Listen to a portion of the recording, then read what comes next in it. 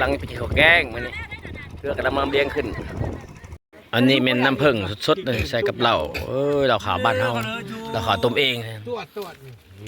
ไอ้บ่ได้กินเดี๋ยวพอตายปิ้งปลาจาดพอเจริญแล้วฮอดเจอเลยผู้ปฏิมองฮอดเจอแล้วไปฮอดมาหากคุณบ่หรือว่าติดผู้นังมานนั่นฮอดแท้ไปแต่เช้าพวกตีมองนะโอ้ยอยากเล่นปอบอยู่อะไรยาวมัดบ้าพอแล้วปนินพอแล้วนะเอามาเพื่อประกบประเก็ตกินบ่แซ่บนะชิได้คอมตั้งเอาปนินซอยจำครับมาก็เริ่มเข้าเขาได้บ่นี่เนาะขั้นตอนสุภกุมก็มีมันบ่นะสุภกุมมันบ่สุภกุมต้มหมูน้อยซอยจำปาธรรมดาเนาะลูกหลานกันธรรมดาเด้อบ้านเฮาต้มหมูน้อยสดสด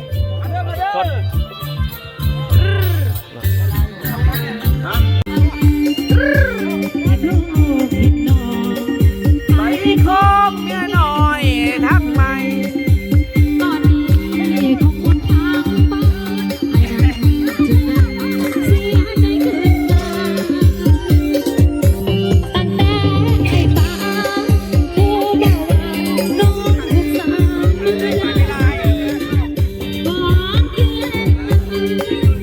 น้องมีเป็นคนบวกกับลูก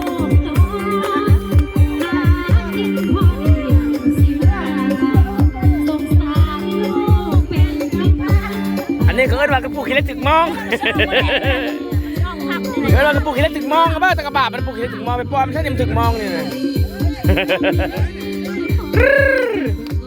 เฮ้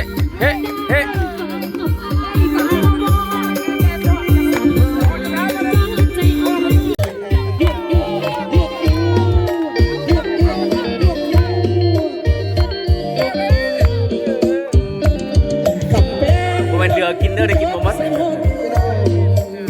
เฮ้ยยวกฮึด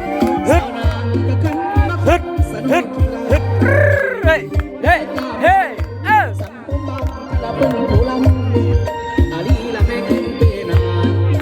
บอกอย่าไปบ่ท้องเจ้าใครมาเสียใจพ่อแม่เฮ้ย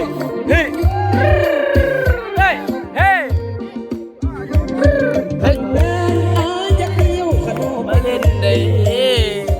คุณงามเอ้ยน่าย่านเป็นสาได้เฮ้ยน่ะเป็นภาษาไก่กินอ้ายน่ะแม่นสันกินอ้ายน่ะแม่นสาไก่ได้แต่คนงามน่ะเฮ้ยยวก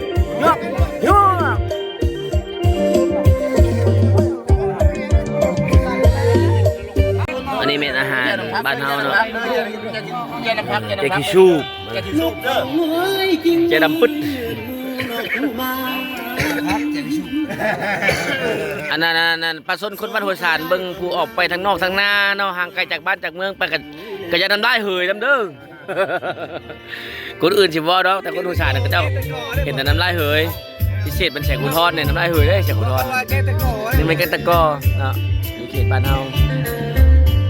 ทีมงานเนาะไอ้น้องอันนี้แม่นลุงใหญ่เด้อลุงมืดเนาะทีมงานมองนะนี่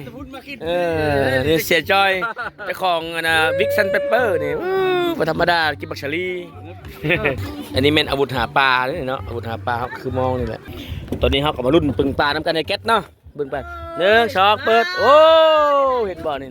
โอ้บ่ธรรมดาเลยน้ำก้อนปลาพร้อมเนาะ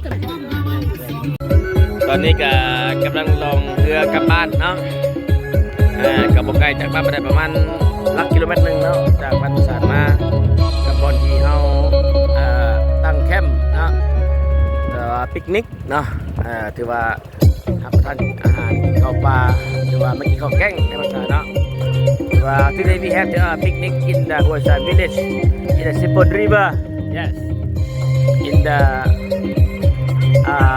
Keng Takor, no, Keng Takor waterfall. Yeah. We happy today because it's my cousin is very good. Yeah. Thank you very much. It's everybody to happy to with me. Yeah. That's